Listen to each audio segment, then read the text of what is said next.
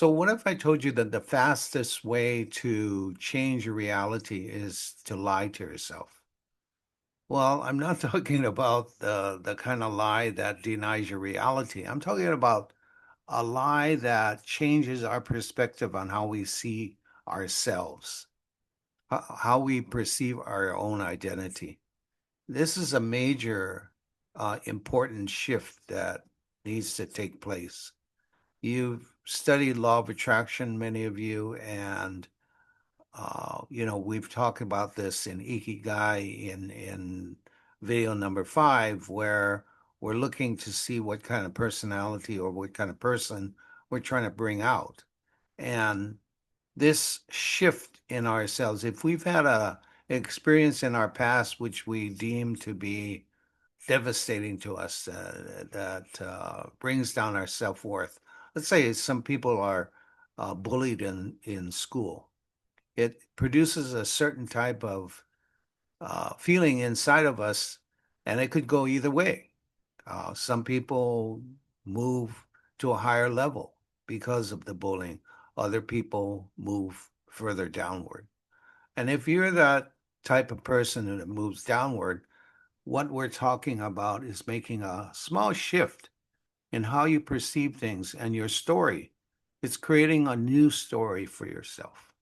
And so the first thing we want to do is to create a small little future statement of ourselves until our identity catches up with that fact.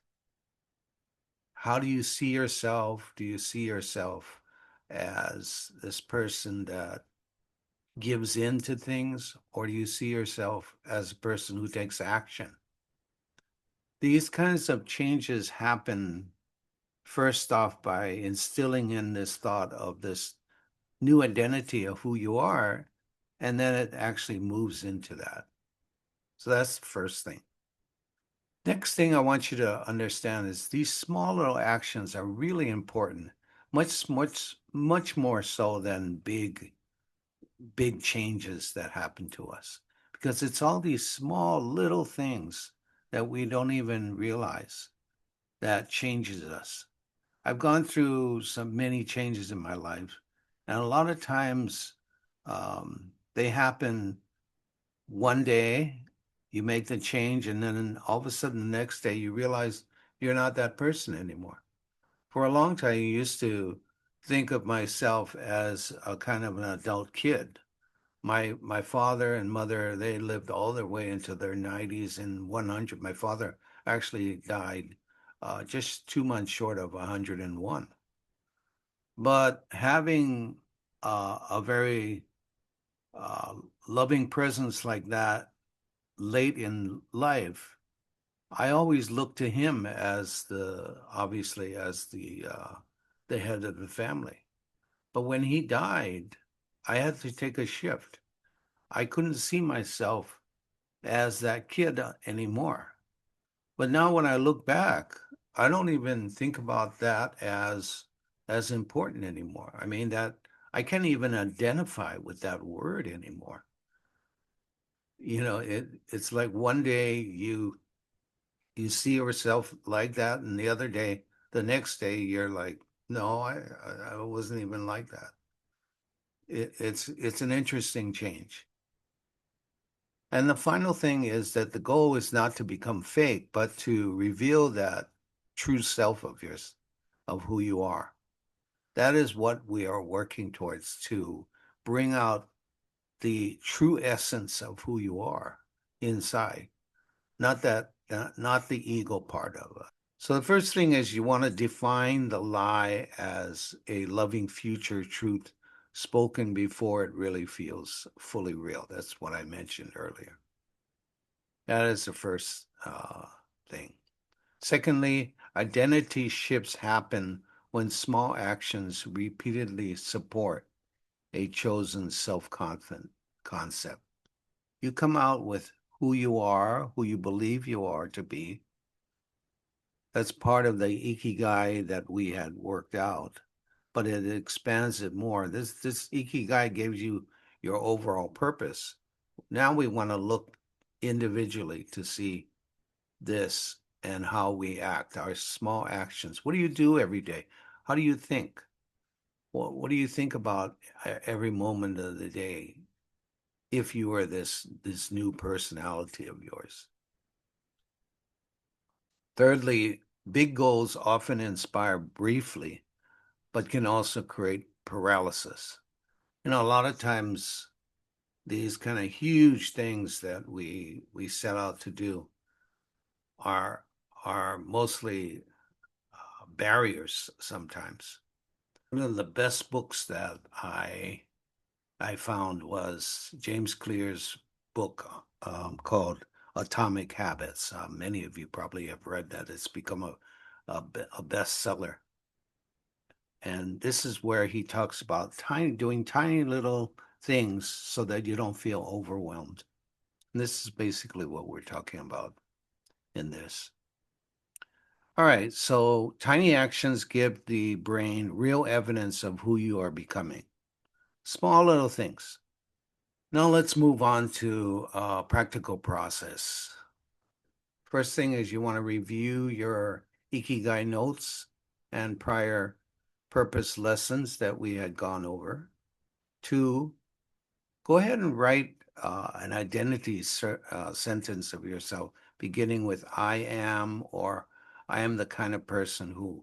I think that second one, I am the kind of person who, is is interesting because it places you into an identity of, yeah, that's the kind of person I've always been. So, there's no question.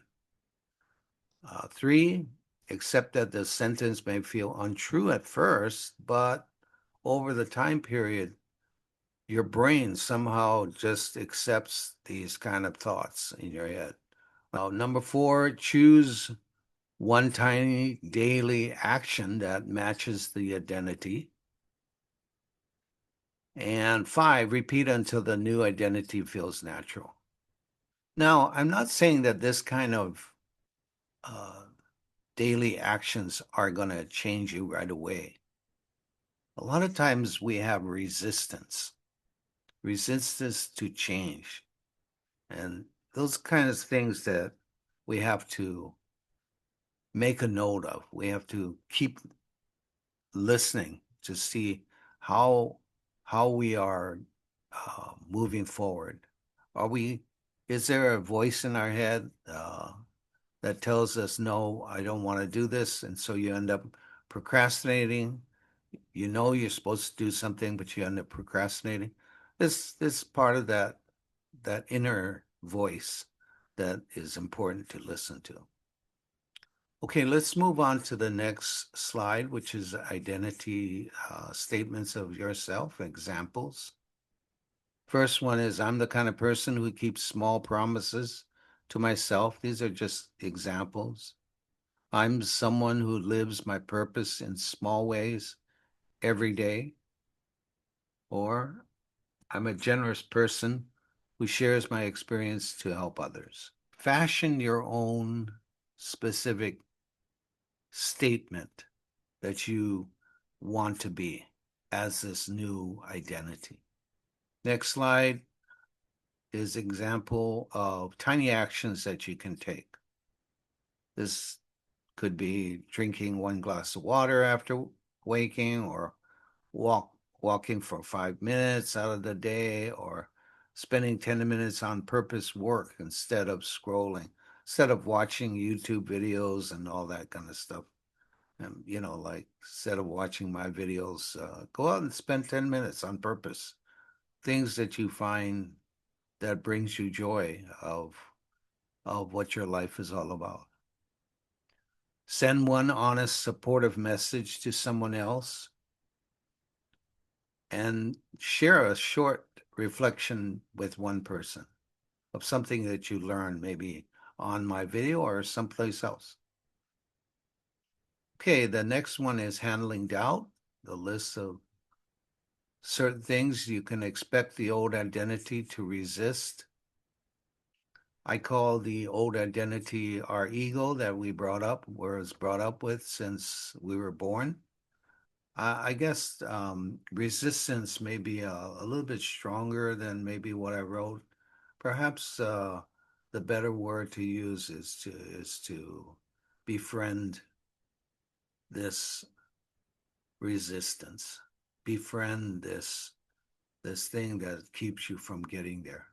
Because at least from my standpoint, the ego, we had gotten this ego when we arrived here, and it's helped us out. It's helped us to understand what contrast is, understand how we want to live and what we want to do in our lives. Some people will live with it for the rest of their lives, living in competition and living in comparison with each other.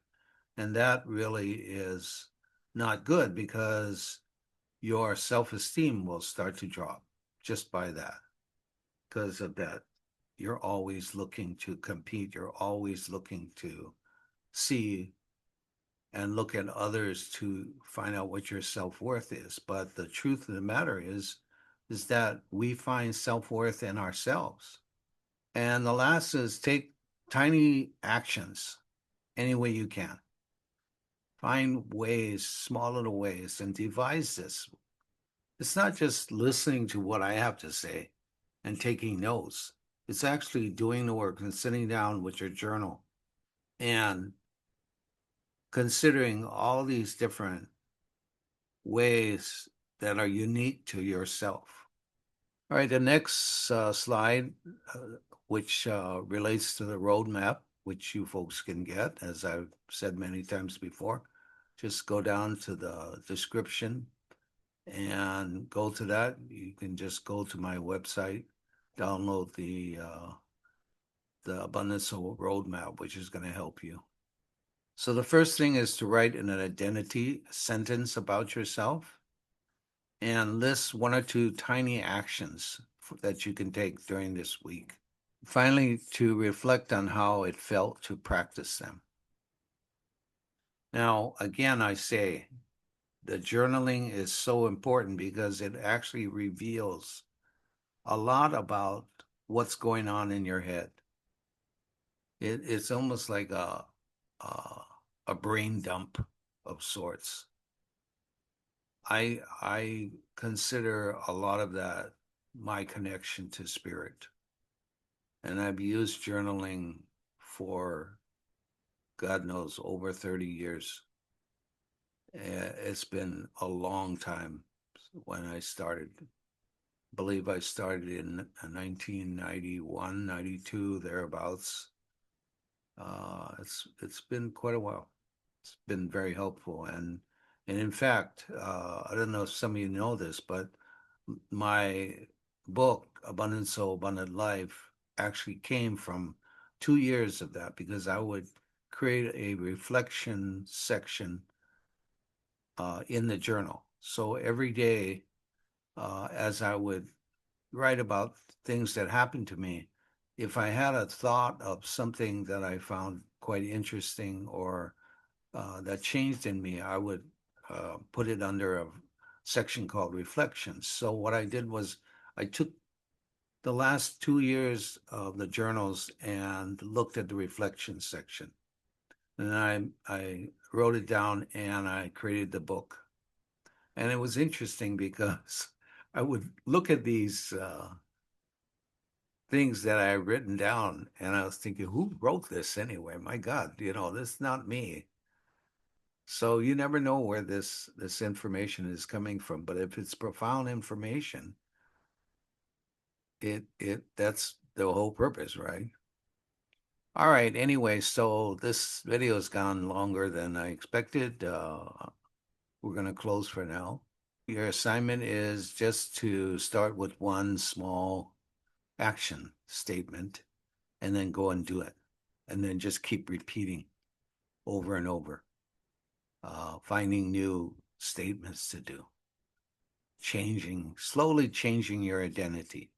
This is how we're going to move along on the path. And as I mentioned to you earlier, if you haven't done so yet, go to the bottom on the description, download the Abundance Soul Roadmap, which is going to help you as you move along in this 12 video series that I'm posting, and it's going to help you there. So the last thing I want to say is, don't plan to make this kind of a perfect day. You're not looking for the perfect day. We're moving this along day by day. It's a kind of a process. So be good to yourself. Write any comments or questions that you might have in below, and I will certainly answer them. So until next time, thanks for watching. Bye.